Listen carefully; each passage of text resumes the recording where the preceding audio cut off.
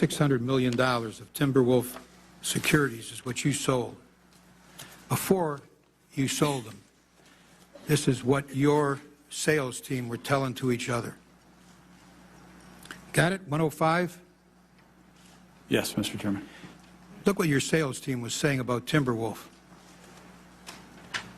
Boy, that Timberwolf was one shitty deal. They sold that Mr. shitty Chairman, deal. this email was from the head of the division, not the sales force. Whatever it was, it's an internal Goldman document. This was an email to me in late June. Right. And you after sold the Timberwolf. transaction. No. You sold Timberwolf after as well.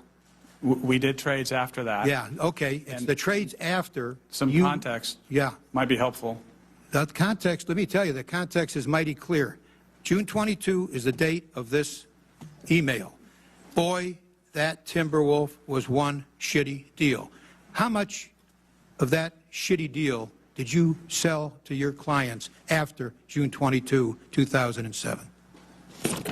Mr. Chairman, I don't know the answer to that, but the price would have reflected levels that they wanted to invest in. Oh, of course. But they don't know it's a... You didn't tell them you thought it was a shitty deal. Well, I didn't say that. No. Who did? Your people, internally.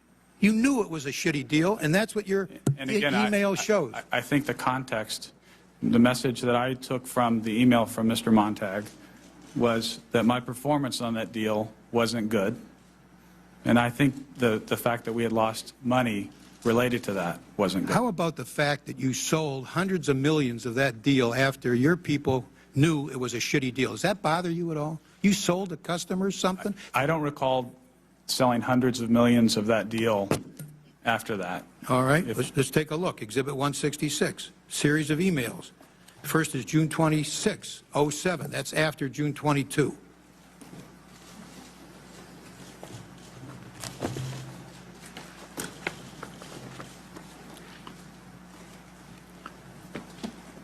July 1, 2007, tells the sales force the top priority is Timberwolf.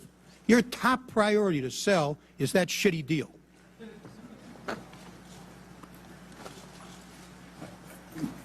Mr. Got it? My comment was I didn't recall the sales. You got it? That we were trying to sell. Okay, you're trying to sell a shitty deal, and it's your top priority.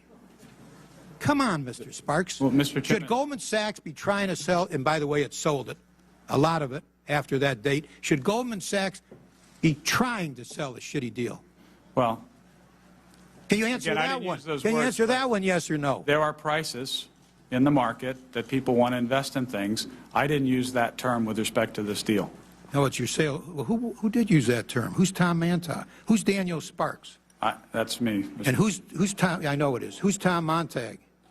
Tom Montag was the head of the division at the time. And he was telling you on June 22, boy, that Timberwolf was one shitty deal. And then you got Exhibit 166, series of emails pushing the Goldman sales force to sell Timberwolf securities.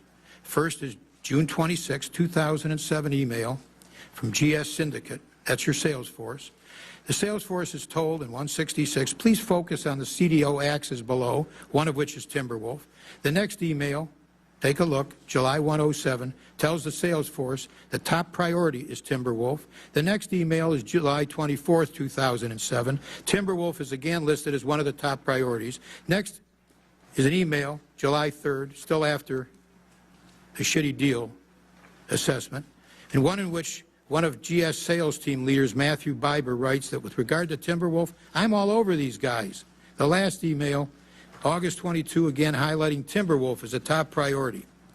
So, if you can't give a clear answer to that one, Mr. Sparks, I don't think we're going to get too many clear answers from you, but I've taken much more than my time, and we're going to come back to you and to the others on my second round, and we'll turn to Senator Collins.